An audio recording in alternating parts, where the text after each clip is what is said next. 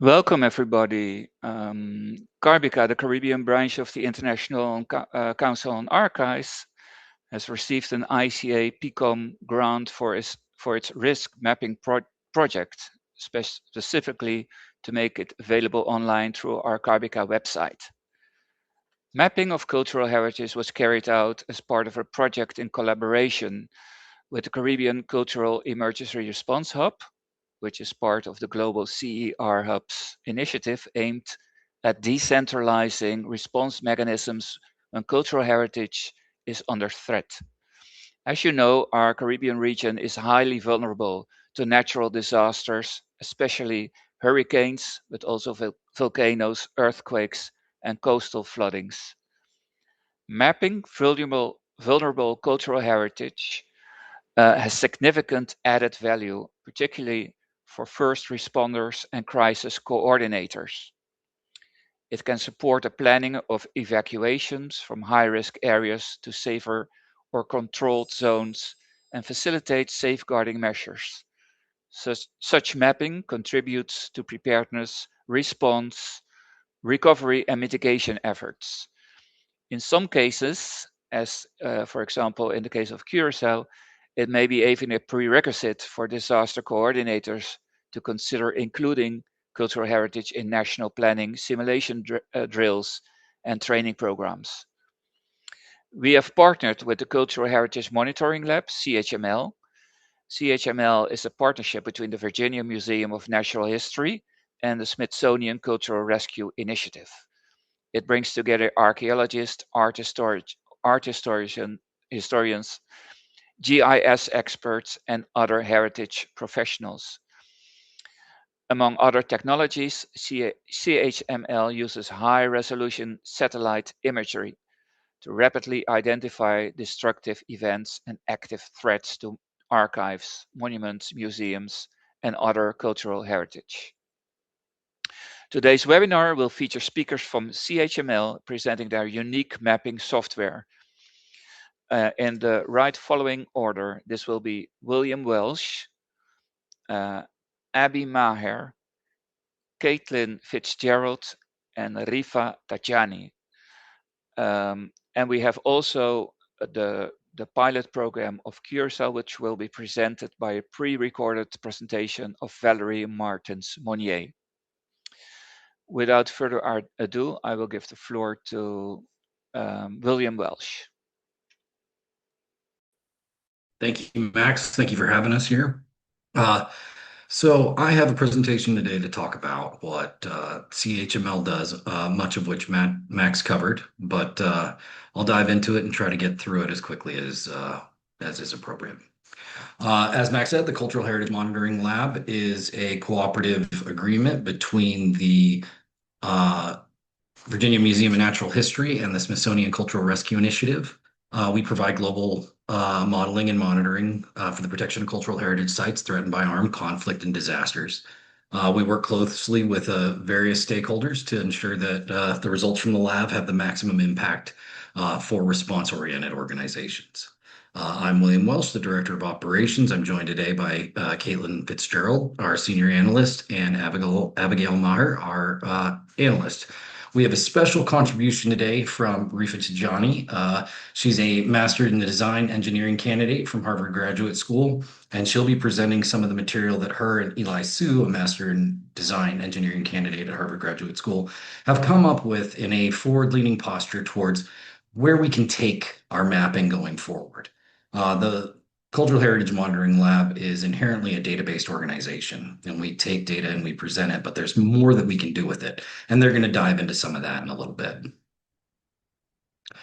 So the Cultural Heritage Monitoring Lab's core tasks include monitoring the impacts to cultural heritage during armed conflicts and natural disasters. And we do that in a number of ways. As Max mentioned, we use high-resolution satellite imagery.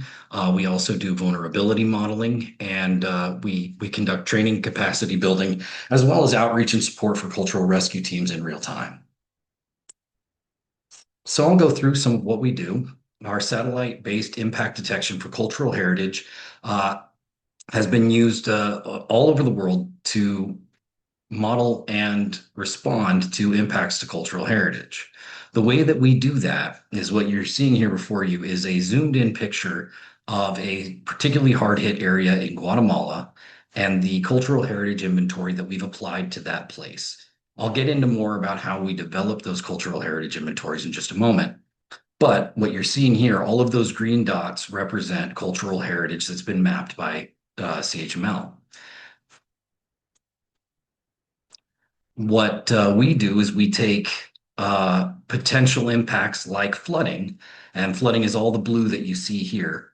This is from Hurricane Eta and Iota that hit Guatemala in 2020. We overlay our heritage inventory with the projected impact, in this case flooding, and everywhere we have an intersection, we have a potential impact. We're also able to do proactive modeling of projected impacts to cultural heritage. Here we have the outline of Guatemala, and this is the cultural heritage inventory that we developed for the country itself. So this includes everything from registered historic sites to libraries, museums, cemeteries, archives, just about anything that you choose to include in your inventory. Now, these things are they're tailored to whatever your specific stakeholder group needs. If you are particularly involved with libraries, we can single out the libraries from this group. If you're involved with archives, we can pull the archives out, and we can overlay potential impacts to that map and get a comparative analysis. In this particular case, we're looking at landslide modeling for the country of Guatemala, and later on you'll see, projected sea level rise as our damage proxy. But here we have landslide vulnerability at 5 years, 10 years, and 20 years, given the increased rainfall. We take our heritage inventory and we lay it over the top, and that tells us what sites we can expect to be impacted and what type of sites they are over 5, 10, 15, 20 years. That gives us the opportunity to make informed decisions about threatened cultural heritage and garner the resources that we need to make an impact in preserving them.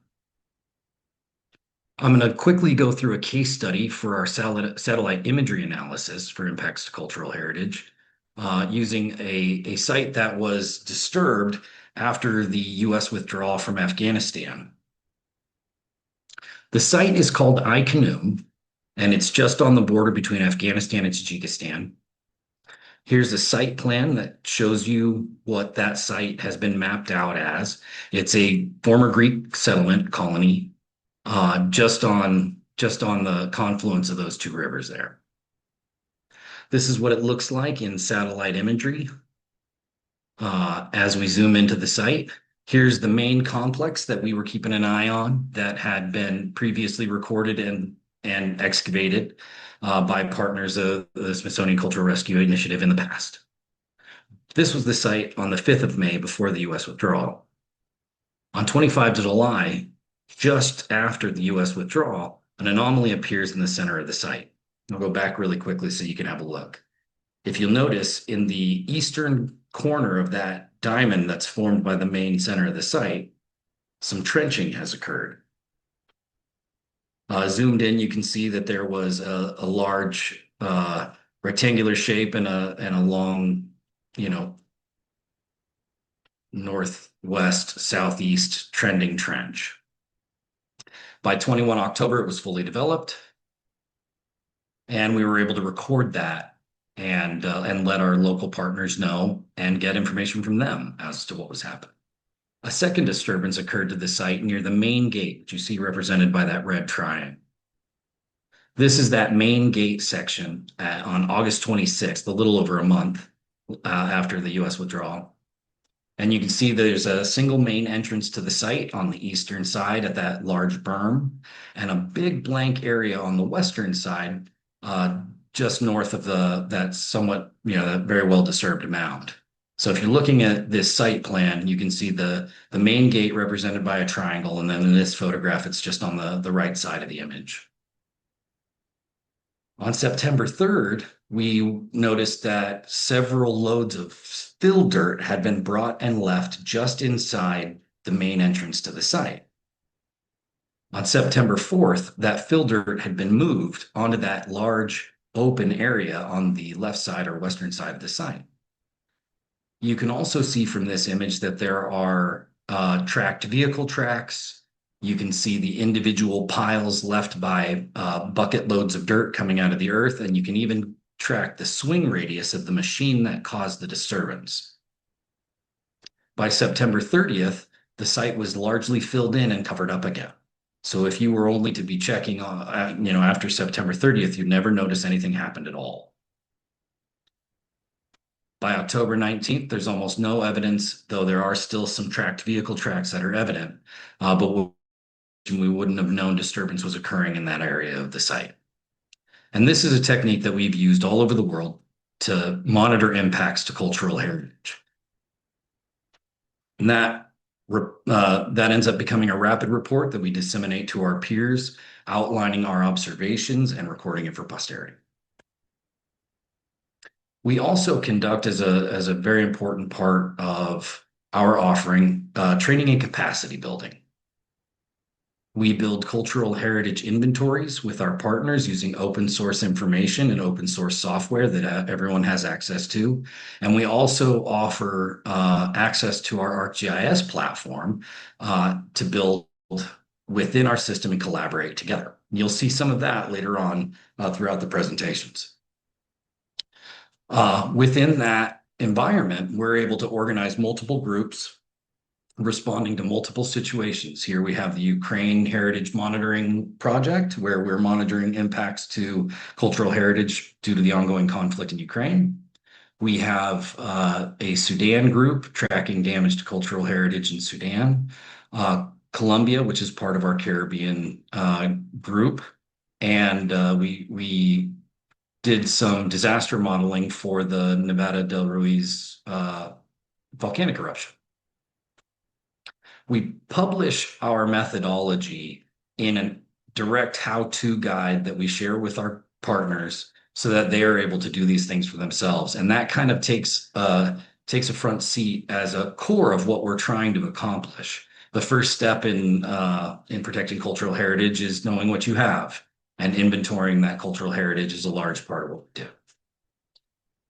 Our training outreach and capacity building results in seminars and training experiences all over the world. This is us with our SARE Central American Hub, conducting a survey of Lake Petén-Itzá, and there we sat with our partners and we took them through our methodology and shared with them access to our Esri environment and helped build their capacity to conduct this work as well. We have a diverse list of partners that we work with: SARE, Casa Cajon, Smithsonian Cultural Rescue Initiative, Cultural Emergency Response, and we're very grateful to all of them for the help that they provide us and giving us the ability to do what we do every day. I'm told to direct questions to the chat, and I'll hop in after this and start answering some of those. I know that I kind of went over all of that very quickly, but we're going to get more into the mapping and the heritage monitoring in the Caribbean in the subsequent presentations. So please feel free to ask any questions, and thank you.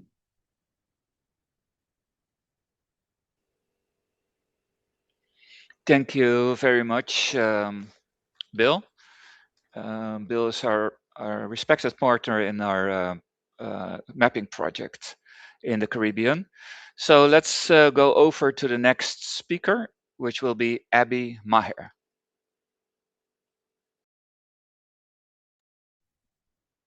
All right, hi everyone. I'm going to get started here and share my presentation. So just a moment.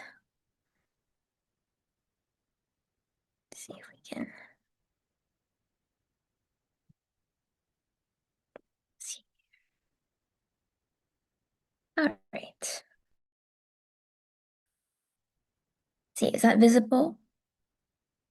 All right, I'm gonna get started here. So, yeah, thank you everyone for the introduction. Thank you for being here. I'm going to be following up what Bill just discussed by going a little bit more in depth into some of the tools that we use for open source data collection. So that is kind of the key to building out the inventories that Bill mentioned. And so those are our databases that contain the coordinates and the site information for cultural heritage sites in a particular location. And so we use mainly open source resources to collect that information.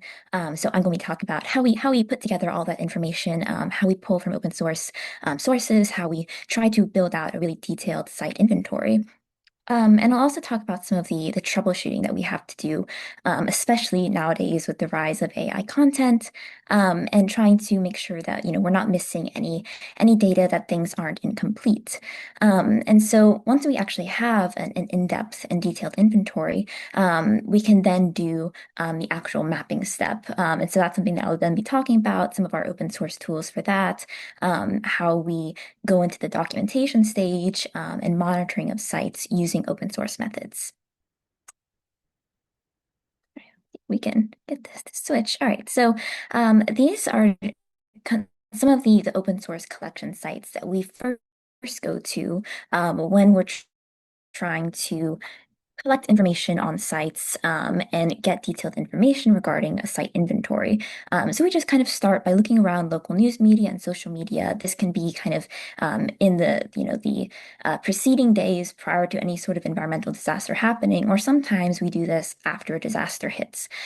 So of course we tend to go to social media. We have to be careful with social media. There can be things that aren't true on social media, but sometimes you can come across information and users that are just local residents documenting what's happening in their town. On the right, I have an example that was very helpful in documenting a recent hurricane that hit.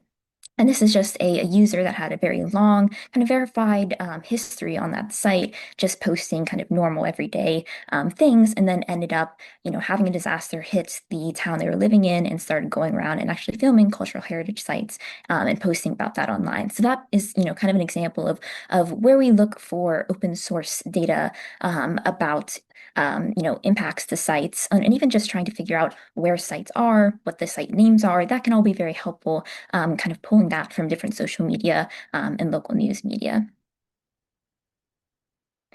Another source that we use for collecting that just initial stage of inventory data is Google Maps, of course. And so this is very useful, just kind of searching sites, a region, we can collect this list, a site information and site coordinates that we can then add to a pre-existing inventory, or we can create a new inventory from that. And sometimes too, it's really important to cross-check our data. So making sure that if we already have an inventory of cultural heritage sites, sometimes there can be things that are missing. And so we want to go through and compare that with other sources, for example, an inventory from Google Maps, and see if there's anything that's missing that we need to fill in, whether that's site names or entire sites that are missing, and just go through and ensure that things are correct and that we have a really full picture of a particular location. Also, of course, this can vary depending on what region we're and different regions require using different mapping sources. So of course, in kind of the Western Hemisphere, we tend to use Google Maps, Apple Maps, but in other places that we work, like Eastern Europe or Central Asia, we do go to other mapping services like Yandex. So these are all just kind of things that we have to consider when creating a cultural heritage inventory. Now, this is something that Bill talked a little bit about, but OpenStreetMap is a major thing that we use. And so this is something where we can really do massive web scrapes of data and build out cultural heritage inventories from user-submitted data on OpenStreetMap. So these are our users that are going through and mapping locations on OpenStreetMap and tagging sites and actually, listing these as cultural heritage sites. And that's something that we can then go in and pull using open source methods. So OpenStreetMap is already open access, open source, but they don't have the best data filtering tools. So what we do is use something called Overpass Turbo. We go through and we can search by specific parameters that narrow down the list of buildings and things that are mapped to just cultural heritage sites. And so this makes it very easy to then export that and create a cultural heritage inventory from that data. Some of the search parameters that we can use from Overpass Turbo to access OpenStreetMap also allow us to then kind of search by site, get additional information, and visualize what cultural heritage sites are in a particular location. And again, we can then build out our inventory. We can ensure that all of the data is there, that we're not missing anything. And so that is another really great tool that we have that is open source. And so once we have started to build out our data, our inventory of cultural heritage sites. Again, sometimes OpenStreetMap, Google Maps, it's not a full picture of a location. Sometimes it's missing information. Sometimes even the names of sites are just not attached to the coordinates that are listed on OpenStreetMap. Sometimes it might just be a polygon that lists a place of worship, and that's all the information that we then have in our inventory. So what we need to do is then go back and try to find additional information about that site, about those coordinates. And so one of the things that I use is kind of, getting creative, trying to find different outlets that are open source to really build out that information. Are things like editorial photo databases. So Getty, AP, Alamy, they kind of allow you to just go through and look at the pictures that are uploaded. And sometimes the photo descriptions of a site can have all the information that is missing from your inventory. You can have the site name, the site type. And so that can be really helpful for just, if you know that you're working in an area following a disaster, photographers will be there taking images, documenting, and you can then go through and actually add that information to our database. So that's something that we often do. Wikimedia Commons is another one, a little bit less verified, but sometimes users will just, be in their town and upload images of monuments and attach the name. So that's something that's really helpful for us if we're trying to figure out what is actually at a particular location. If we're missing information, sometimes we can search by the images in Wikimedia Commons, and then we can figure out the name of a particular cultural heritage site that might be missing from our inventory.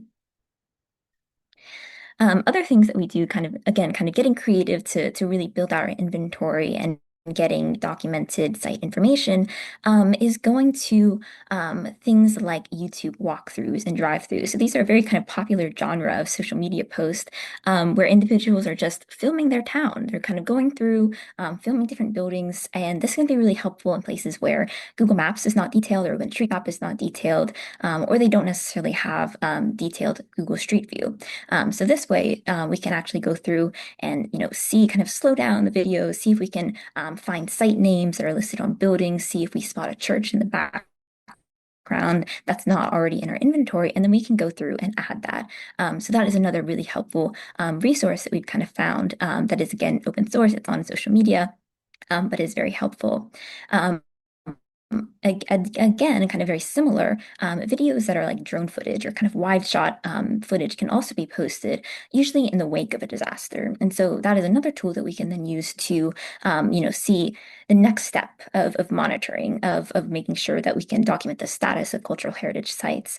So we can see in drone footage the general layout of a town. We can start seeing, okay, is this matching up with the footprints of buildings in our cultural heritage inventory? Are we missing things? Is this building even damaged in the first place? All that sort of information that we can glean from drone footage that is often posted on the internet, just open access, open source. So another great tool that we have.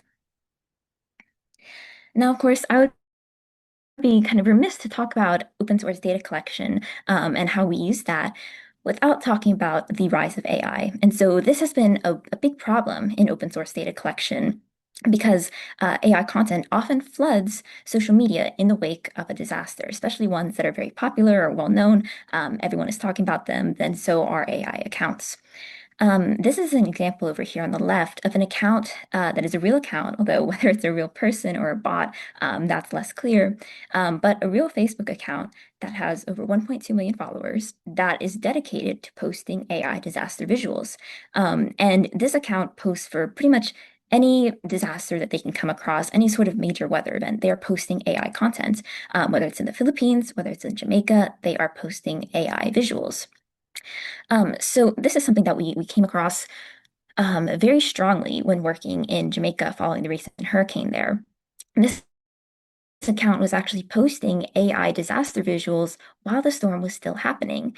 So that meant that they were getting ahead of a lot of the actual real documentation and content that was coming out from real people because they were the first ones to release information. So that is something where we need to really start looking at the timeline of data being released. So if something is kind of being released in the middle of a storm, you can already kind of raise a red flag that something's off about this. This is likely not real footage because it's just not what the ground looks like right now. Consistency then is another thing that we look for when kind of making sure that what we're seeing in open source data collection is real and accurate. So that account that I talked about at the very beginning of the presentation, one of the things that we can confirm is, cross-checking what they're posting with other than documented footage of that site and seeing that, okay, this is matching up. Things look correct. It's not something where information is inconsistent and inaccurate, but rather we can see that, okay, buildings match up, yellow color matches up, the roof matches up, the general kind of layout of the structures matches up. And so this is likely, real account posting real information on the ground. We also try to match up the building footage, or the building footprints, I should say. So that AI account that I talked about had created this image on the left, and saying that this was a cultural heritage site. But once we actually look at the Google satellite view of that imagery, it does not match up. The building footprints are very different shapes, different colors. So that is another red flag that we can kind of notice when looking at open source data. Another thing that can, be something we can keep an eye out for is watermarks. Sometimes AI content will have watermark. On the left, this is an example that Soar created, which is a very popular AI visual creator, although it's actually being discontinued. So these things are kind of constantly changing, and we kind of have to continue to monitor what's happening with AI content creators. But yeah, sometimes watermarks can be posted on footage, not always, but that can also be something just kind of an immediate cross check that we can do on data. But now I'm going to shift just a little bit and talk about some of the other troubleshooting we have to do beyond AI. So I've talked a lot about how one of the key things that we have to do after building an inventory is just detailing that information and making sure that what is contained is accurate and detailed. And sometimes OpenStreetMap, which is kind of the main source that we use for building an inventory, doesn't have kind of a full spread of information about a site. This is an example where, as you can see, there's only a few bits of information about this building. It lists that it's a place of worship and that it is a Christian place of worship, but that's all we know about this building, and besides the coordinates. So one of the things that we need to do then is go through and try to figure out more information about the site. We need, for example, the site name. That would be helpful to have when you're trying to monitor sites and then build maps about them. So when you have minimal OpenStreetMap attributes, what we then do is, okay, go to our next kind of open source tool, for example, Google Maps.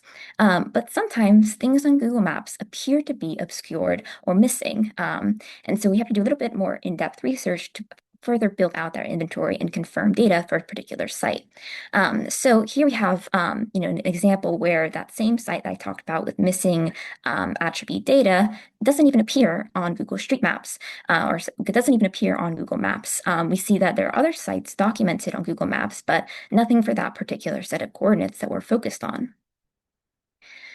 But if we do something a little bit different, where even though it's missing from the main page of Google Maps, if we start searching by different parameters in Google Maps, for example, the site type or the locale, then a different set of map data will actually be populated in Google Maps. So even if on kind of your first glance, a check of Google Maps, just looking at it, without anything in the search bar or just looking by coordinates, doesn't actually reveal anything. Sometimes that data is there. It's just kind of presented in a different way, or you need different search parameters to access it. So in this case, we search by site type, we search by churches in a particular location, and then suddenly something pops up near our coordinates. It's not at the exact location that was listed on OSM, but when we look at the pictures of that site that's nearby, we can see that the building footprints match from the imagery and with the photos in that site listing. So then we can kind of see that, okay, this is the site that we're looking for. It's located a block north in Google Maps, but we can confirm that the site name is what it is. We can add that information to our inventory. So sometimes when we're doing open source data collection, even if information doesn't appear on kind of first glance, sometimes it's still there, and we just have to take a little deeper to find it. And so now I'm going to shift just a little bit to talk about once again, that next stage after we build an inventory and some of the open source tools that we use to actually map the data. So this is a really excellent resource. It's Google My Maps. It's very popular in kind of the open source data community. What you can do is plot points on a map for free. Just you don't need a Google account. And so this is really useful for being able to have actual mapped data. And we can also then export that data as CSV files, do additional analysis in Excel, things like that. So it's a really great resource to have. Another thing that we use is leaflets. So this is a little bit different. So instead of being a kind of pre-existing mapping service that all you have to do is kind of plug in your points and you're ready to go, but what we actually have to do with this is code the map ourselves. And so it's actually very straightforward. It's HTML, JavaScript. It's something that you can then embed in a website, and so that is a really helpful open source tool that we have, where just a few lines of code can create the map on the bottom. And so that means that it's then completely, open use for embedding in a website, something that you can then interact with and actually look at what's on this map. Very easy to do. Adding just a few more lines of code, and suddenly we can start putting data on that map. Add points, lines, polygons. It really makes web mapping easy if you just have kind of a simple set of markers that you want to add to a map and post on a website. And then we also have other open source, or I should say open access tools that we use besides the kind of commercial software like ArcGIS. So Google Earth Pro is really actually an excellent mapping service and imagery provider. So this is something all you have to do is download Google Earth Pro, and suddenly we have access to historical imagery. So this is an example from Tikal in Guatemala that shows a really interesting progression of historic imagery that goes all the way back to 1969. So a really kind of extensive timeline of imagery of Tikal that even if it's not the best quality in 1969 compared to what we now kind of think of when we see satellite imagery, it still is able to kind of help us with monitoring sites. And that's a kind of really useful tool that we have that is open access and free. And then we can also use Google Earth Pro for other things like adding map data. So I kind of showed the same kind of tools when we're using Leaflet or when we're using My Maps. That same mapping kind of data product we can do with Google Earth Pro. So we can add points, lines, and polygons in Google Earth Pro, all kind of contained, while also being able to access imagery within that same service. So that's something that we do for, we're trying to see if a site has been impacted. We can look through the historical imagery, then we can add that data to the map and kind of have it all contained just in one accessible kind of software view.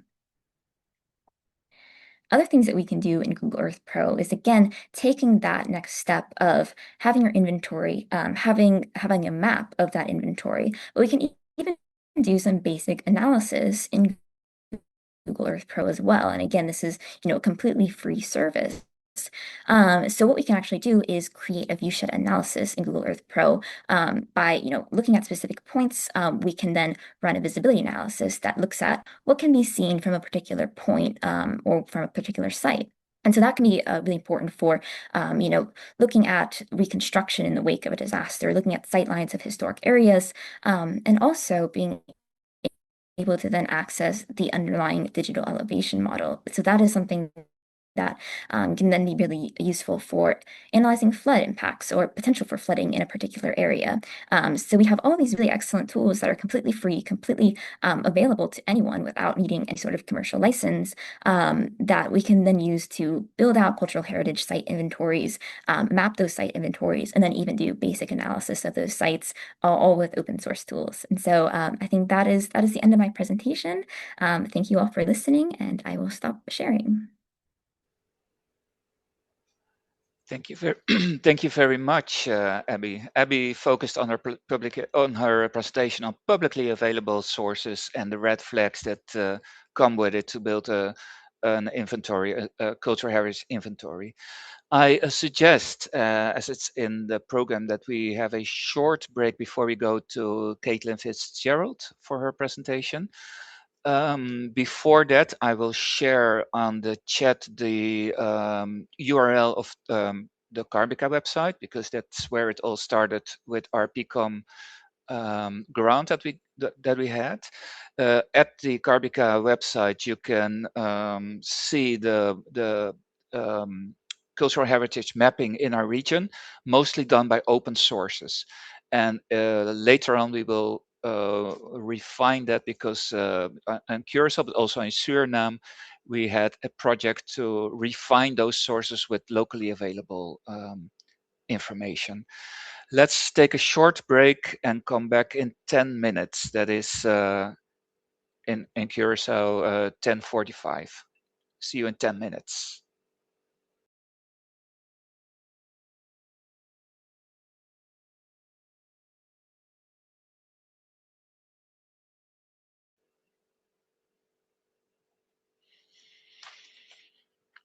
Hello, everyone. We will proceed with our ICA webinar, Risk Mapping Cultural Property, organized by the ICA and the Caribbean branch of the ICA CARBICA. And our partner is CHML, the Cultural Heritage Monitoring Lab. We had two presentations, an introduction of Bill Welsh and a presentation of Abby Maher on the use of open data to make an cultural heritage inventory. Before we go to the next speaker, I will briefly say that the most of Caribbean CARBICA members did receive an account for accessing the CHML database and also a basic training. Special follow-up and pilot programs were done by Curaçao and also right now by Suriname. We will eventually have more trainings on CHML mapping in St. Martin and in Barbados. So I will announce now next speaker, Kaitlyn Fitzgerald. She will present techniques for detailed record keeping, as well as standard practices for satellite imagery and social media publication for heritage sites following disaster impact. Kaitlyn, the floor is yours. Hi, thank you. Okay, I will share my screen with everyone.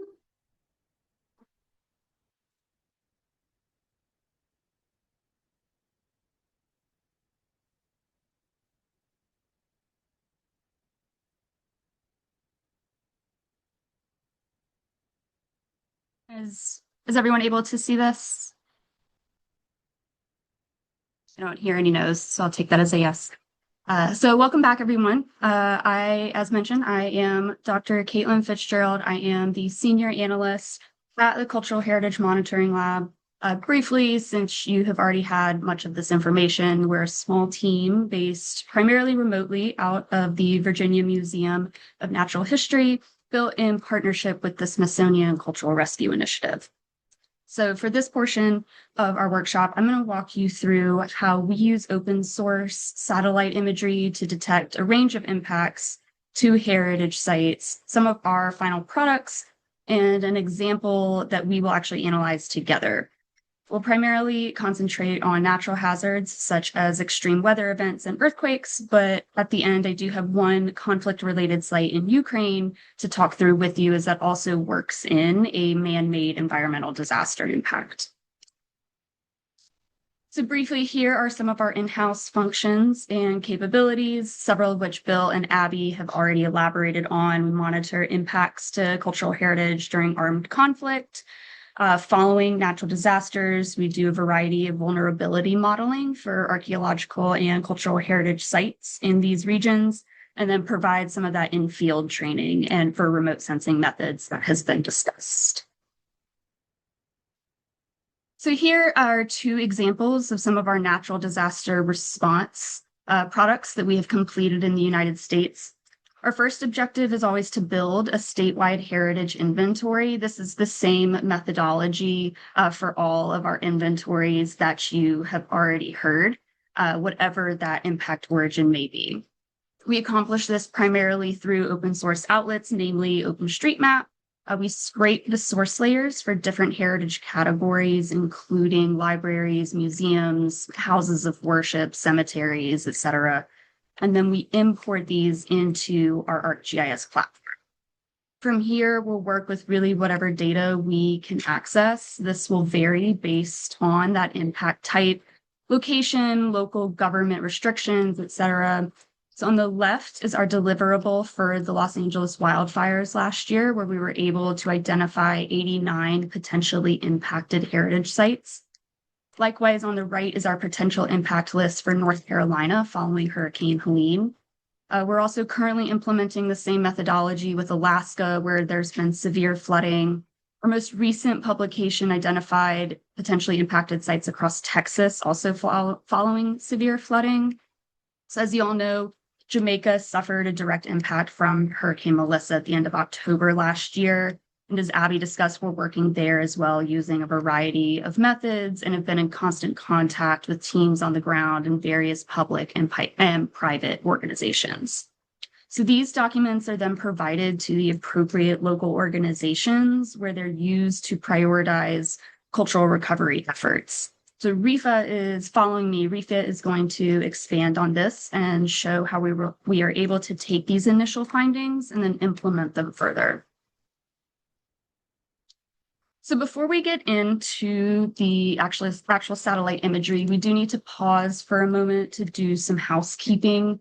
There are a few concepts that are particularly important for standardized research practices and potential publication. Being archivists, you will maybe understand this better than anyone else in the importance of detailed record keeping. There's a saying in archaeology that context is everything, right? Artifacts are great and pretty, but without the context that they existed in, academically and historically, they're kind of worthless. So the same concept goes here. So first, always record the metadata immediately. This may be slightly different depending on the company you're able to source imagery from, but it will typically include things like the date and time the image was taken, what satellite was used, the date you as a user accessed it, and some sort of identification number. So without this information, you likely will not be allowed to publish the imagery or even show it in a public setting like this. So log this kind of information as soon as it's downloaded or screenshot an image. Even if you're not pulling imagery like this in the examples that I'm showing you, the same concept applies for all sorts of methodologies. So the social media posts that Abby showed you can be removed. News articles can be altered. So always save that hard copy in the metadata immediately. We have run into issues in the past where this information wasn't recorded, and then the company pulled the image we wanted to publish offline before it was recorded. And because we didn't have that information, we couldn't publish the image in the end. So the second concept is correct and standardized annotations on imagery will just make your final product look much more polished. things like a uniform north arrow, scale bar, image credit, etc., things that we are all familiar with, and again, applied to a variety of methodologies that are worth mentioning again. So third, record coordinates so you don't forget where you are. I realize this is hyper-specific to this type of work, but hopefully I'm emphasizing how important that record keeping is. Many sites aren't named or recorded on Google Maps, like Abby was discussing, and without recording those coordinates alongside the imagery, you may not be able to easily locate the site again. So our fourth concept is thinking in terms of date ranges. If we can, we want to retrieve an image of the site we are interested in just before whatever the given disaster type is. This is to provide evidence that the site was impacted during your hazard and not before. This has also been an issue for us, where sometimes there will be an image dated years before we're interested, and another image won't be available until years later when the site has been impacted, or the first available image of the site was taken after the site was already impacted. And so then we don't have any intact imagery to compare it to. So what we are trying to establish is a baseline of what that site looked like pre-impact. So this is your terminus post-quem, your time after which. This means that we know that the impact had to have occurred after the time of that original impact or image capture, because it was still intact. And then finally, the third image shows, or the second image, the second image shows that impact. This is your terminus ante quem, your time before which. We know the impact had to occur before that image capture. So now if you have a series of impacts, you'll want more images to pin down this timeline as best you can, but these two are really the minimum that you want. And this final kind of housekeeping thing, as we'll see, there's sometimes a difference between useful imagery and publishable imagery. Images that are helpful to you, the researcher, might not always be the prettiest image that make for an effective publication. So now we'll actually start looking at the imagery.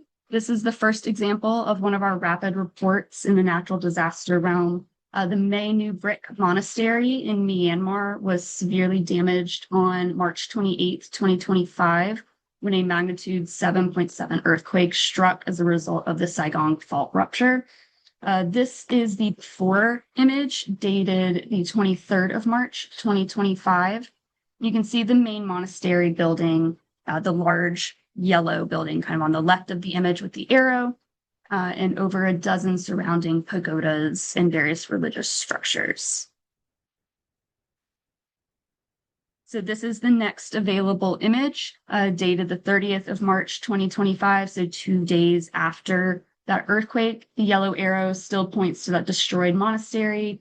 You can see the large pile of rubble where the large yellow structure once stood. The black and white imagery has its benefits.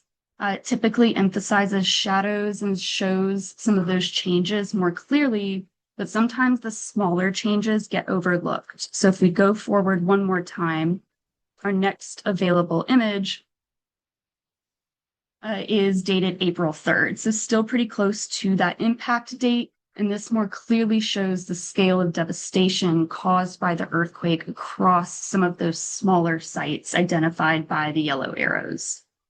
A minimum of 8 individual religious structures were damaged at this one location due to the earthquake.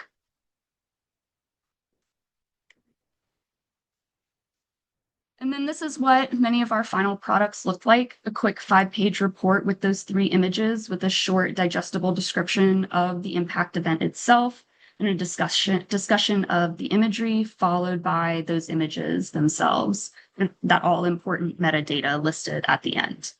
So we published these to the Smithsonian Cultural Rescue Initiative's Figshare page online. That way they are quickly and easily accessible to the public. So I want to show you a few different impact types. So the previous site was destroyed from an earthquake in Myanmar, and now we'll shift here to Sudan, where there was severe flooding across the Nile Delta in August of 2024. That Nile River floods seasonally pretty reliably, but with an unusually intense rainy season, widespread riverbank breaches occurred, particularly in the town of Shendi. So here's our first example, the Taiba Mosque on March 5th, 2024. So this is pre-flood. And then we were able to get imagery just after that flood date. We can see floodwaters surrounding and within the grounds of the mosque. So you can see here, this area, this little strip is dry land, but all of this are floodwaters. And I have one more example from this same event for you.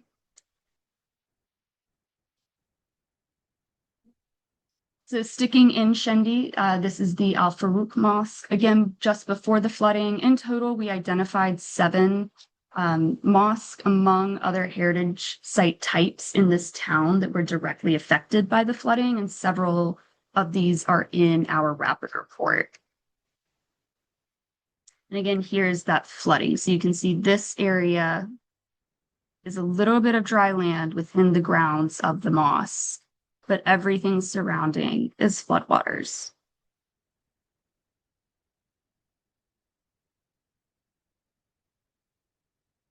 And finally, one more flooding example, this time from Porto Alegre, Brazil. This is the Rio Grande do Sul Museum of Art on April 24th, 2024. And if we go forward to May 8th, 2024, we have several feet of standing floodwaters. We also have a rapid report that documents several museums in the city that were severely flooded during this event.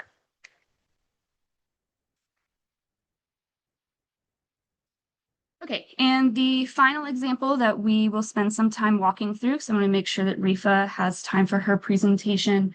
This is that combination site where I mentioned we have both conflict and natural disaster impacts. This is Maher. It is one of the most famous archaeological sites in Ukraine and one of the largest ancient burial grounds in the Black Sea region. It has been impacted extensively and in a variety of ways since the start of the war in 2022. So over 1,000 burials have been discovered here. And until the start of the current conflict, there were active excavation seasons being led by the State University of Zaporizhia. The site sits on most of this blunt peninsula on the reservoir north of the Nova Kakhovka Dam.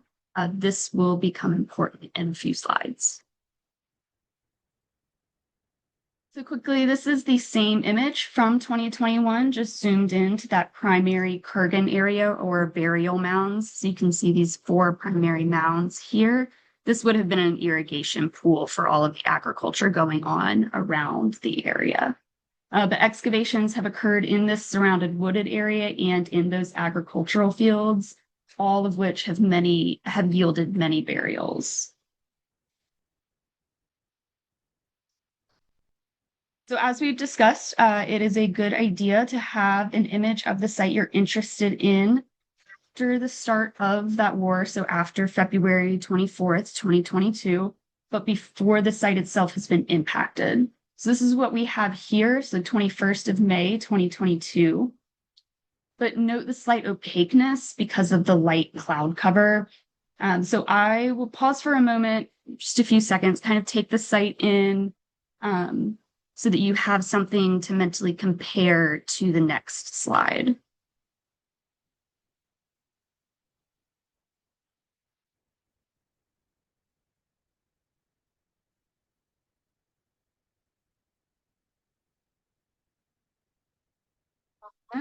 So if we keep moving, August 28th had some very clear imagery with the first potential impact of this site. So if you'd like each to just take a moment and try to locate it yourself, this is an extremely difficult example. We have published this site in a volume with the Vulcan Museum Network, and because this first potential impact is so tenuous, we chose not to use it as the initial impact date because we were not 100% confident what this was. So again, just take one more moment to see if I will flip back to the previous slide real quick. And then back forward just to get one last look.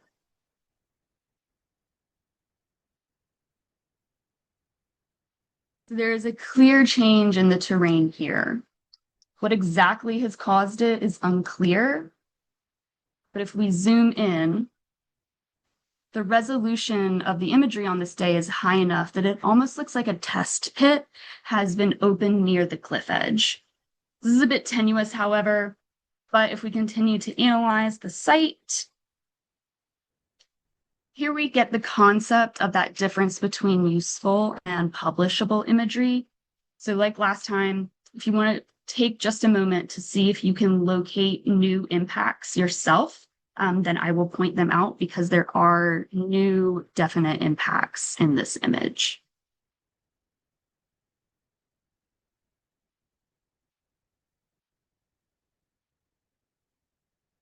So I'm going to go ahead and point them out to you. Again, I know this one is very difficult, but there are new trenches that have appeared along the cliff edge in this imagery. So if we go forward to the imagery date, to the next date of imagery, which luckily was only 2 days later, they're much clearer here.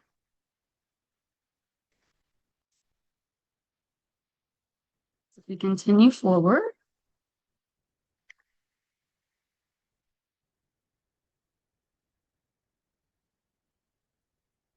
so this presents another important point in imagery analysis, that seasonality. So whether the image is monochrome or full spectrum can help or hinder your work. In this image, since it's December, the foliage from the trees is at a minimum. And so if this was taken at the height of spring or summer, we might not have been able to see these trenches because they may have been blocked by tree cover. So monochromatic images can also be extremely useful because often those shadows of features are amplified and are easier to see. So as we move into 2023, there's several new impacts to the site. In this image, we see each of those large burial mounds have had a trench dug along the peak. We can also see smaller structures, pieces of equipment, and tenting material around the site. But if we zoom out a bit, we see major changes to the entirety of the site. There's extensive trenching now reaching around the peninsula. Along the river is a fairly common occurrence we see both at archaeological sites and through more developed areas as well. Trenches along the riverfront on elevated land are highly sought after in strategic locations for military operations. The trenches typically run roughly parallel to the shoreline and are most common in areas with higher elevation difference between the land and water. So other major impacts we can identify is the drop in water level from the June 6th, 2023 Kakhovka Dam explosion. So something to be monitored long-term. This has exposed new land that is now actively being eroded and exposing archaeological material, potentially including human remains. So we will return to compare shoreline changes in a couple of slides. So much more recent impact we can identify at the site is the concentrated burning of 2 of those burial mounds. The exact purpose of this is unknown, but it could be to cut down on vegetation, making it difficult to use the mound as a defensive position. So now we come back to compare some imagery of that shoreline change since the dam explosion. So you can see in the bottom image, vegetation has started to grow across much of what was the reservoir. One of the limitations of satellite imagery is that it's top down. So as much as we are able to learn from this information, from this vantage point, we're not able to see the direct effects of this newly exposed cliff face. So to begin wrapping this presentation up, I'll direct you to this image that is from a free educational planet account. So I've created a time lapse that we'll walk through of the receding water level following that dam explosion starting on June 6, 2023. This is one of the major advantages of Planet with our other imagery sources. Sometimes we'll go months without an imagery refresh, and Planet provides near daily imagery updates for large portions of the planet. Okay, so we will walk through this. We start here. So June 5th, 2023, the day before the dam explosion. June 7th, one day after. So you can already see changes occurring. So remember, this site is located north of the dam and up, more specifically, upriver of the dam. June 9th, 2023. June 18th, 2023. So you can see how quickly those channels are already beginning to form. June 30th. September 30th of that same year. January 30, 2024. June 30, 2024. So now we are just over 1 year beyond the explosion. And you can see how well developed vegetation and new river channels have developed within the former reservoir. October 5th, 2024. And then this last image shows a larger look at that region. Maher is marked by the arrow. This is a stitch of 12 images from the 5th of October, 2024. Individual images from Maxor and now Vantor are not typically this large, and we're not able to see the effects at this macro level. So while a free planet imagery account may not be as high resolution, it definitely is a very useful tool. So this is to today, this is where the reservoir has largely stabilized, hasn't changed much in the last year or so. So all of this central area used to be underwater. This used to be the reservoir. The dam is down here to the southwest. So that is all I have for you all. Again, if you want to direct any questions to the chat, I believe we will come back to them at the end. And I will pass it back to Max. We'll stop sharing my screen. Thank you very much, Kaitlyn. I see some questions are in the chat. Like Kaitlyn said, we will address them at the end of the presentations. So now, with no further ado, I will give the floor to Rifaa Tajani. Rifaa is will present some visuals in mapping and also layer in risk scenarios. She's an expert in that. So, Rifaa? Hi, everyone. Thank you so much, Max. And thank you to Bill, Abby, Kaitlyn, and after me, you'll be hearing from Valerie as well. What you've heard so far is really the foundation, the tools, the data infrastructure, the on-the-ground conservation, and the response work that really makes all of this possible. And so what I'd like to do next in this second to last segment of this webinar is to shift the lens slightly from what these maps can document after a disaster to what they can reveal before one. So my name is Rifaa Tajani, and I'm a Master in Design Engineering candidate at Harvard University and have had the pleasure of collaborating with the Cultural Heritage Monitoring Lab over this past year. And the work that I'll be sharing today sits at the intersection of climate data, geospatial analysis, and design. And it's really grounded in this single question of what happens when culture itself becomes a casualty of climate change. So over this next 15 minutes or so, I'll be walking through two case studies that take on the issue of the legibility problem, which is the idea that risk is very real. We know that, but often it's invisible to the institutions and the public who need to act on it. So the first project will be What the Fire Takes, which is a project I developed with my classmate Eli Su at the Harvard Graduate School of Design, mapping California's cultural heritage sites against wildfire risk zones.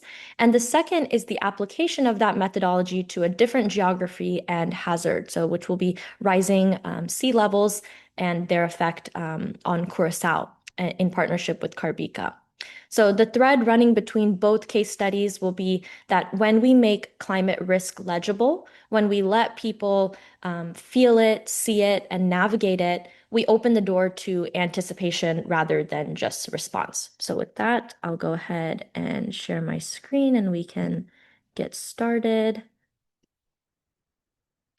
So When wildfires sweep through California, they don't just destroy landscapes, they erase stories. What the Fire Takes maps how wildfires have already transformed California's cultural landscape and also reveals how many of the state's remaining cultural heritage sites overlap with growing zones of wildfire risk. My name is Rifaa, as I mentioned, and my classmate Eli and I are both designers with a shared interest in cultural heritage protection and climate resilience. Our project charts both what has already been lost and also what remains most vulnerable, so connecting past destruction with current risk to help us see cultural heritage as living, evolving, and increasingly endangered.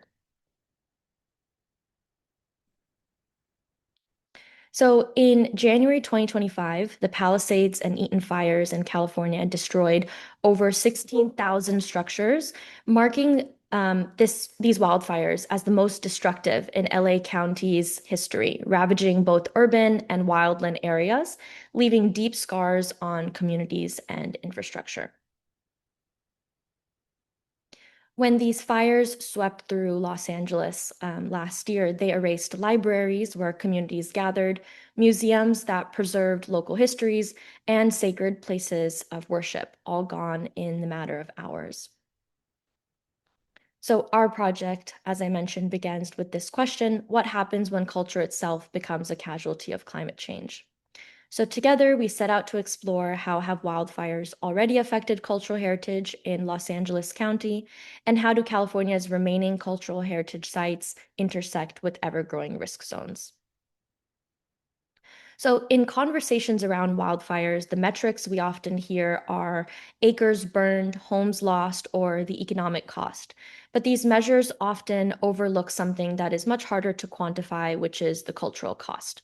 When a church or museum or library burns, as we know, it's not just the loss of a building, it's the loss of language archives, artifacts, sacred architecture, and gathering spaces that carry meaning across generations. So our goal was to visualize this thread between climate change and cultural heritage. And to do this, we created two visualizations. One that looks reactively on the Palisades and Eaton fires, on what was lost, and is meant to exhibit how visualization can be used as a means of reframing how we articulate loss. And the second, which looks proactively at what all is at risk in the broader California cultural heritage landscape. So with that, I'm going to play a short video walking you through the two visualizations.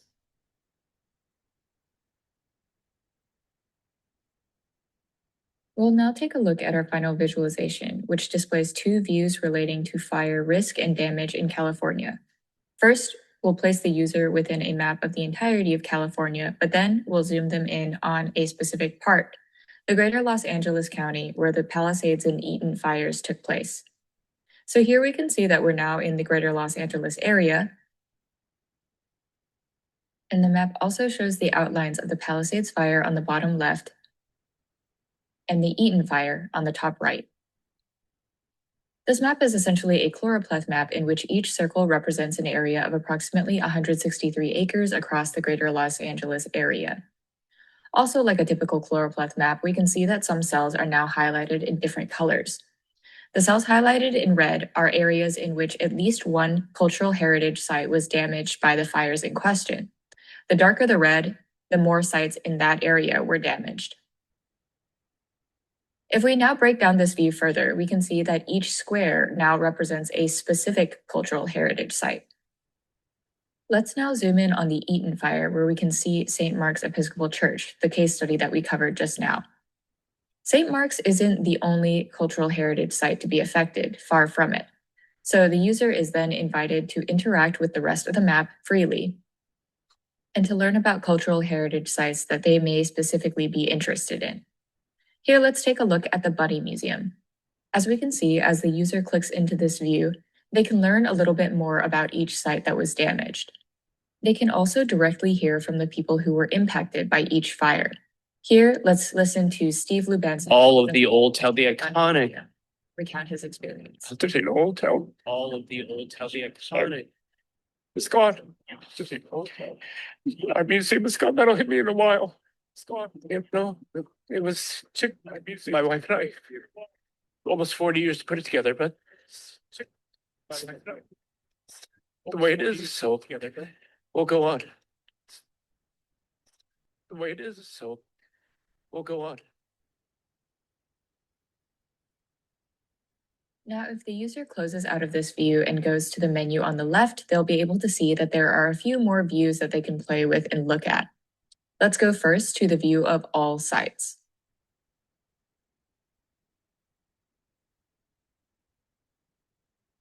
So as we can see here, this view is a grid view of all 50 sites in our initial dataset grouped by thumbnails. Again, if the user hovers over a certain site, they'll be able to click on it, enter that detail view, and see more information about the specific site in question. Now let's take a look by type of landmark. The reason we wanted to make sure to include this view is that we want to appeal to a wide variety of audiences, not just a person who's interested in a certain type of landmark. We wanted to make felt the type of impact that this type of destruction could have on anyone. Now let's take a look by risk level. As we can see in this visualization, a lot of the sites, as we might expect, were considered very high risk or high risk.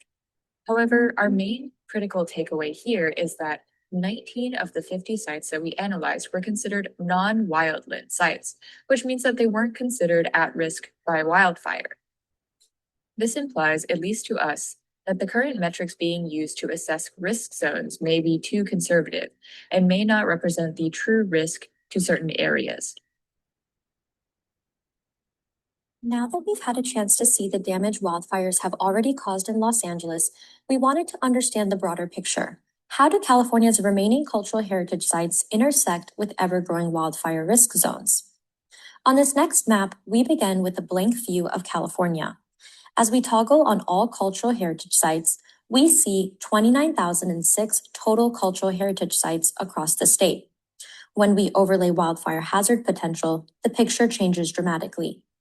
2,660 of those 29,000 sites fall within high or very high wildfire risk zones. This view helps translate scale into urgency, showing that California's cultural heritage network is not only vast, but increasingly vulnerable. A conservationist might use this map to focus only on the at-risk sites and plan where interventions are most needed. A historian might filter by site type to understand which narratives are most endangered. And a city official could use it to compare jurisdictions, helping prioritize limited resources between regions before the next fire season hits. What emerges is a living, evolving dataset that helps us reframe cultural heritage as a part of our climate resilience infrastructure. All right, so our visualization really reframes wildfire not only as natural disaster, but as an erasure of cultural fabric. So in terms of our contributions and results, one of the key really interesting things that came out of this visualization was exposing the underestimation of current risk. So when we saw that when we overlaid cultural heritage sites destroyed in the LA fires with wildfire risk zones, we found that many of those destroyed sites fell in areas designated as non-wildland. And this really underscored for us that current hazard maps underestimate risk in the face of climate change. Next, we were able to reframe wildfires as cultural crises. So expanding the discourse beyond environmental and economic impact to include cultural and emotional loss embedded in destroyed heritage sites. So this reframing really invites planners, policymakers, and the public to see cultural preservation as a dimension of climate resilience.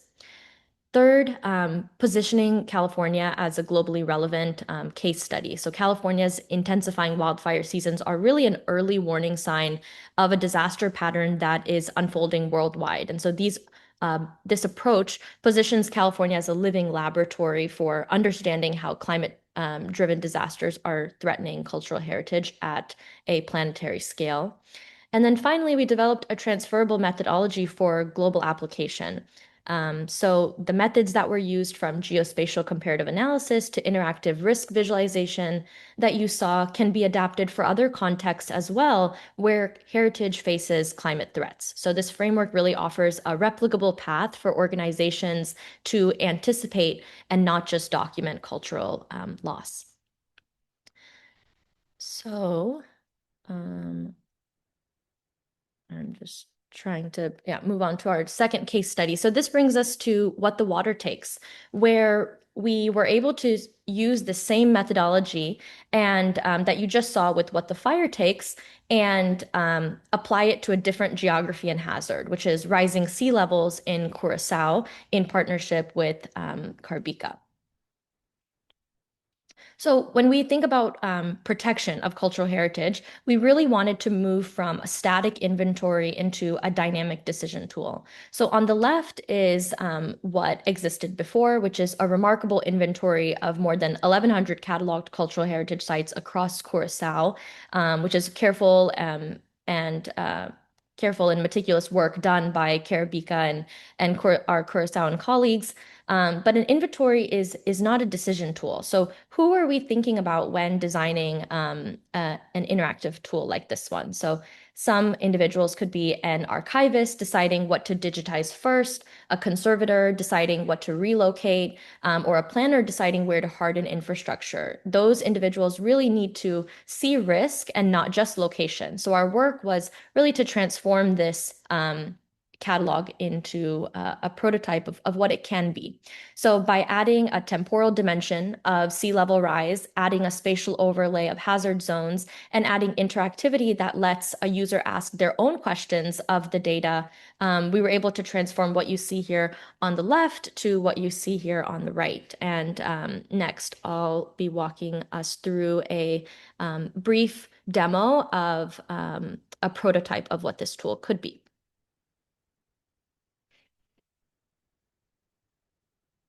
Oh, I apologize.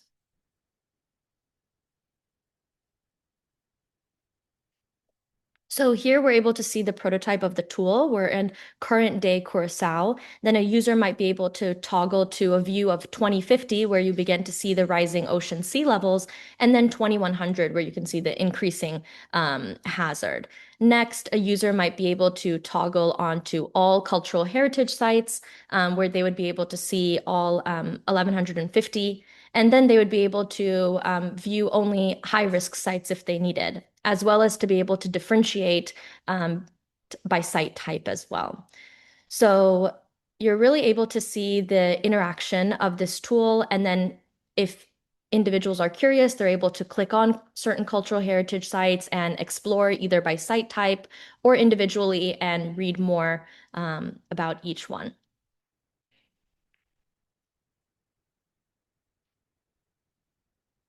Apologize.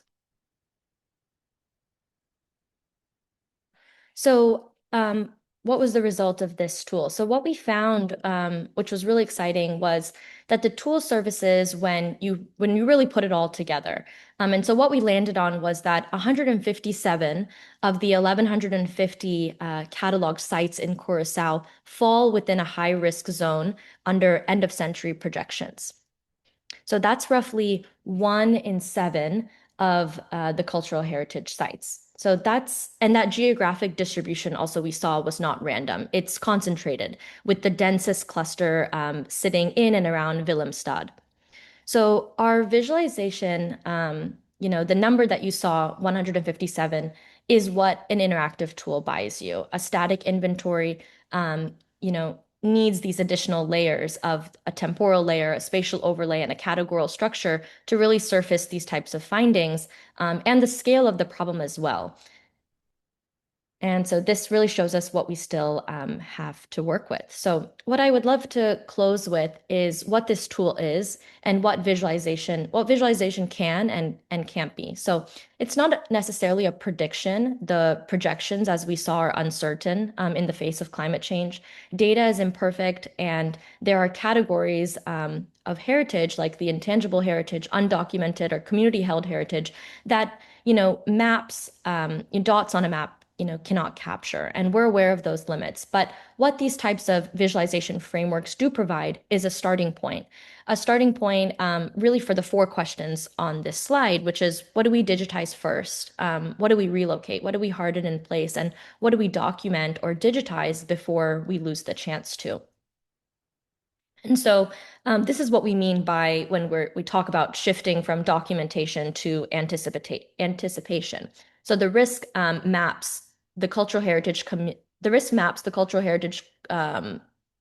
community, what it has been building. So including what you saw from Kaitlyn and Abby and Bill and what they walked us through earlier. These are powerful precisely because they allow us to see what is coming in time so that we can do something about it. So we can protect what we see in time. So our visualization really is not a conclusion, but a starting point for collaboration and awareness. So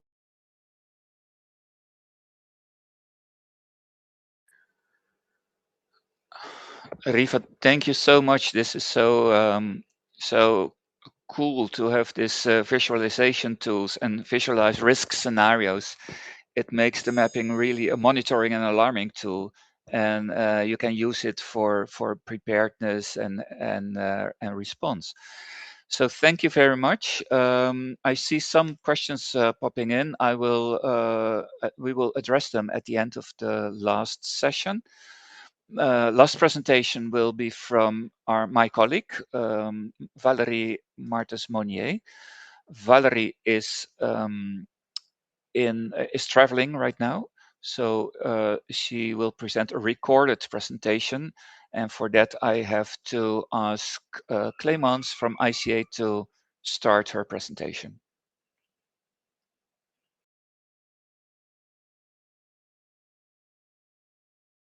Thank you, Max, for this introduction, and thank you, ICA and CARBICA, for inviting me to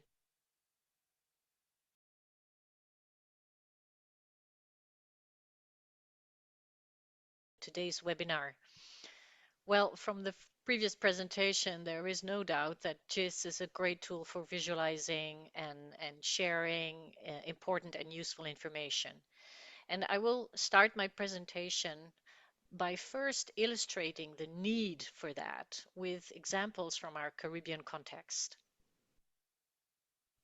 But before going any further, I would like to take this opportunity to thank Dasha, who was an intern for 6 months at the National Archives. She is a student at the University of Curaçao and has been gathering all the data needed, making this presentation and the publication of our risk map possible. And she would often start her lectures with the words, if you want to protect your cultural heritage, you first have to know what that heritage is, right? So keep that in mind as we go further. Now let's get right away into the subject by showing you a map. And what you see is the path of Hurricane Melissa that hit Jamaica last October 2025 as a Category 5 hurricane and continued its path as a Category 4 over East Cuba and then further north. This is a first visualization on a classical map with dots, which are geographical points coupled with data, in this case a time and day, as well as a color indicating the strength of the hurricane. If we zoom in, this time we see 2 satellite images of the same location, in this case Longacre Point on Jamaica, before and after Hurricane Melissa. And you can see how ships, buildings, and nature have been destroyed. And the first question is, what are these buildings? And from our point of view, has cultural heritage been impacted? Now, if we transport ourselves on the ground and we see this, then it's just a pile of rubble, right? Conclusion, discard it or reuse it as building material. But the reality is that it used to be a private home built around at least 1826 called Waterloo in Black River, a lovely villa that was the first one to have electricity on Jamaica in 1893, and a grave of one of the former owners lies at the back of the property. The villa was turned into a guest house and expanded. And the question is, are there original elements that could still be saved? And is this former villa cultural heritage? And what will happen next? After natural disasters, teams are deployed to clear the streets and clean up the rubble. And these are pictures taken after Hurricane Irma passed over St. Martin in 2017. On the right, you see heavy machinery brought in by the Dutch military, and the man behind the wheel is a military. And what do military do? They follow orders. So the next question is, what are these orders? And what if this bulldozer is tearing down the birthhouse of a national figure, for instance?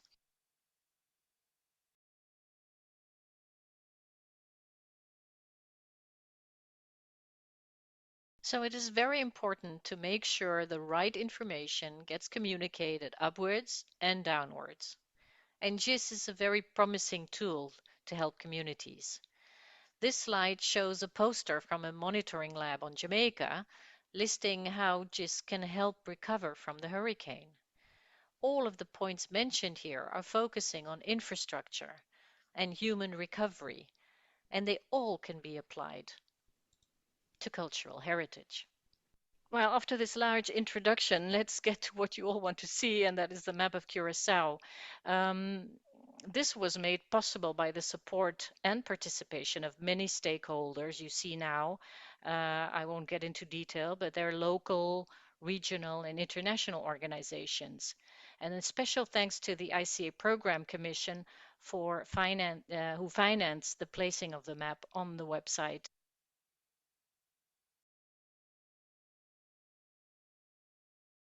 This is how the map looked like until recently, and this version gathered data collected from open source and was put together by the team from the monitoring lab.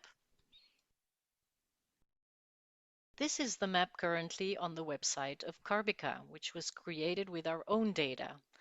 So different color and shapes for the dots, and of course you can zoom in and click on the dots to see what data is available.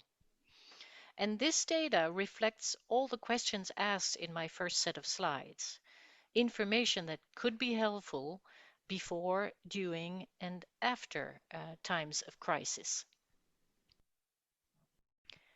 Right now, if you click on a dot, you get a pop-up in the form of a table you see in the middle. Here is the data registered for the National Archives. And what you can see in the data sheet is that the left column is presented in alphabetical order and is written in English, whilst the right column is written in Dutch. On the left side of the screen, a legend describes the different categories of heritage and their respective color and shape visible on the map.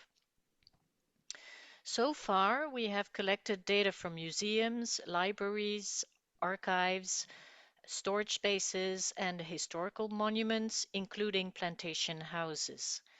And we have started gathering a list of churches, or better said, places of worship, and would like to pursue this effort with cemeteries and historical graves and graveyards. So much, and of course, so much more. So this map is still a work in progress. But the advantage is that you can easily add information as you go along. And for those who haven't been to Curaçao, this is the main building housing our National Archives, one of the most photographed historical monuments of Curaçao. The next two slides will show two scenarios in which mapping is a useful tool. The first scenario I present here is a fire. I have very roughly sketched an area where a fire can spread from right to left, which is how the wind blows on Curaçao. And you can see that we are in the area of our National Archives. The dark blue dot is our historical monument housing our public activities with study rooms and my own workshop. And it's the picture I showed you of this beautiful building. And the light blue dot highlighted now on this image is a more recent storage facility housing our collection. Now, given the firefighters have access to such a map and must decide to sacrifice one building in order to save another, so what choices are they going to make? Well, to start, they can see which building is considered cultural heritage just by looking at the dots. But if they had to choose between the two blue dots, well, you all from the archival community, know that they should rescue our storage facility. But do they? So something to think about as to how to get this information to the right person. And this is scenario number 2. It's the sea rise level.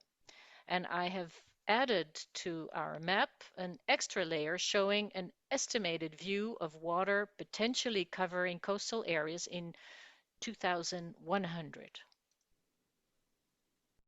Well, the result is that quite a lot of our UNESCO listed World Heritage will have to be protected in the coming future. You see that a lot of dots are covered with light blue seawater. So how did we do it and what were the challenges? The map in its present state is very easy to achieve. You basically need to make an Excel spreadsheet. Then we needed a host, which was provided by the online environment of the VMNH, the Museum of Natural History, and then we needed basic skills to be able to navigate in ArcGIS, which was provided by CHML and in particular Bill Welsh. And finally, you can share a map with third parties. Now, I'm not an IT technician. I'm just a paper conservator. So if I can do it, you can do it.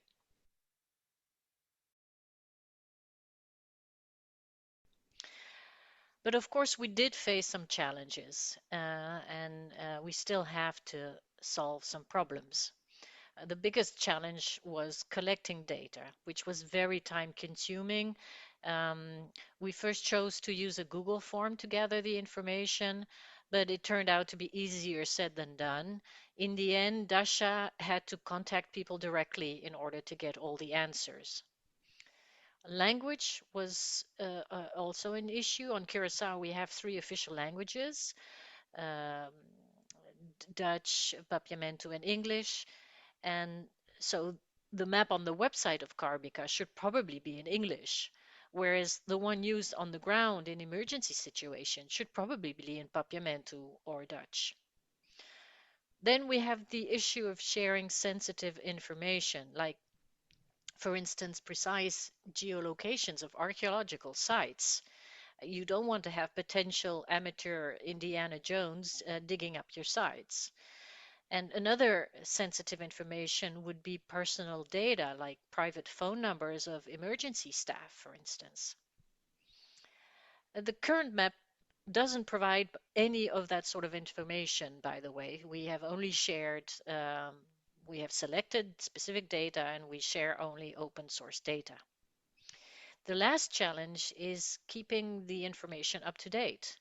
And the map I have presented that you can see now is already 1 year old. So yes, regular updates are required. But of course, past the challenges, there are also many positive outcomes from this project. For instance, and I'll just give you one example. One question that was asked was, do you have a disaster plan? Well, it turned out that more than 80% didn't. And this is valuable information because it means that a workshop on how to make such a disaster plan would be very useful on Curacao. Our map should now be accessible on the website of CARBICA Chen, but it can only be fully used as a tool if it is integrated in our national emergency plan, which means it has to be centrally managed on a government level. and then sensitive and relevant information can be added and shared. This is a pilot project, and that's why we are sharing it with our wider community now. I very much encourage our Caribbean neighbors to begin collecting and managing their own data. I know that Suriname has started as well, and hopefully more dots will appear on the maps you can see on the website of CARBICA. So if you have any questions regarding this project, feel free to contact me.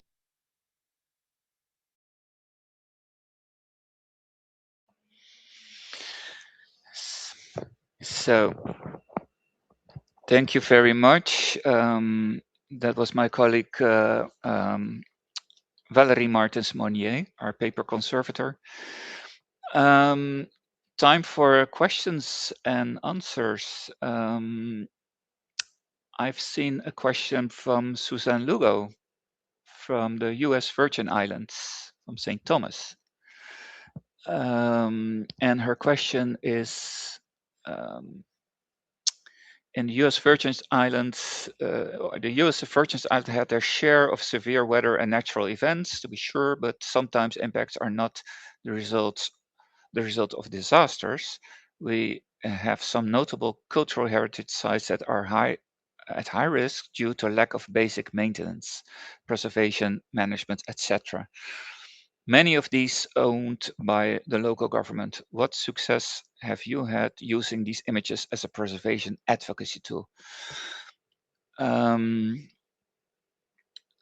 I can say something about it, and maybe Bill, you can say something about lack of maintenance as well as a risk.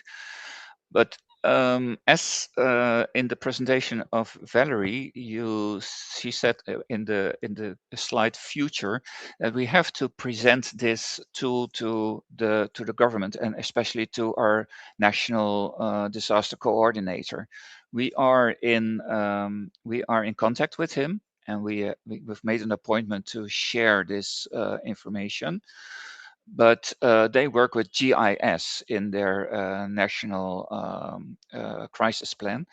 So if they have this tool and these coordinates where these cultural heritage on Curacao is situated, they have a monitoring and alarming tool. It will help them tremendously. And especially, you've also seen the slide of the military, getting away with rubble, with heavy equipment, etc. Well, in the case for example, in Saint Martin, the military was making a temporary road, clearing rubble after a hurricane, and in the process they destroyed or damaged an archaeological site. Well, it would be great if these first responders had these map and know where these cultural or archaeological sites were situated. Then the destruction wouldn't have happened. So it's a very great tool for the first responders, and the first responders, I mean the government, the national coordinators of your disaster plan.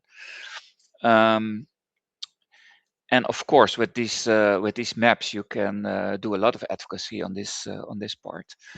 Now, I don't know, Bill, do you have anything to add on lack of maintenance as a risk? So specifically to lack of maintenance as a risk, I would say, certainly satellite imagery and high enough resolution satellite imagery will demonstrate those impacts over time. Some of the first structural components to fail are your roofs and the collapsing of structures, and the debris field that generates around that are evident in satellite images and can be used to raise awareness of trends of deterioration throughout classification of historic or prehistoric site. Specifically to what success we've had using these images as a preservation advocacy tool.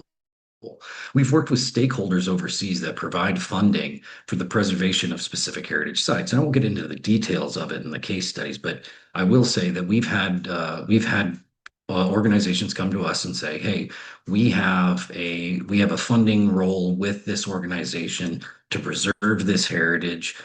We can't get into the site for this reason or that reason. And have a look at it." And we're able to look at those sites and see what the progress of preservation has been, or whether there's degradation to the site, and whether those funds are being put to good use. And we've actually had some very effective uses, getting funding where it ought to be, and preserving sites by incentivizing their preservation. So, while I don't want to get into the details of it, because some of it's private information, we've had success looking at high resolution images to bring awareness and to get people to do what they ought to be doing.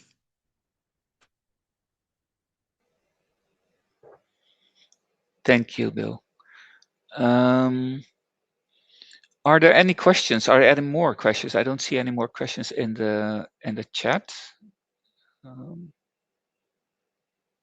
So if anyone wants to speak up and open up your camera and microphone, you can ask a question.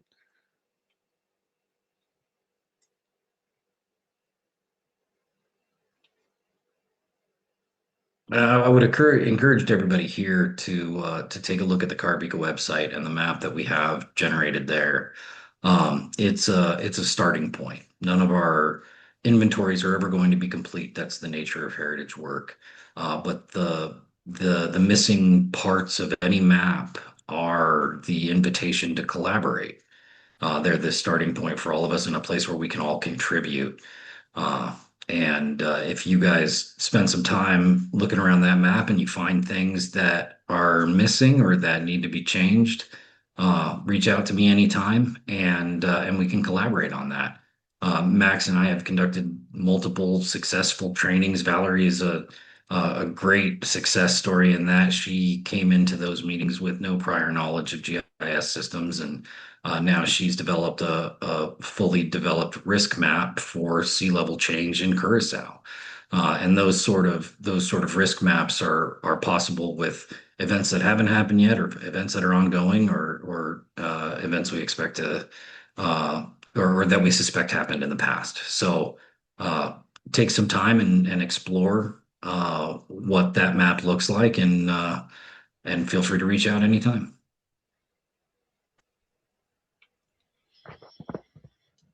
Thank you, Bill.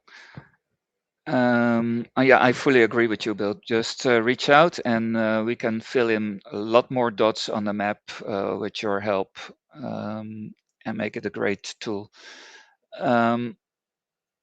If there are no other questions, I guess this will be the end of our session. I thank you very much for your attention.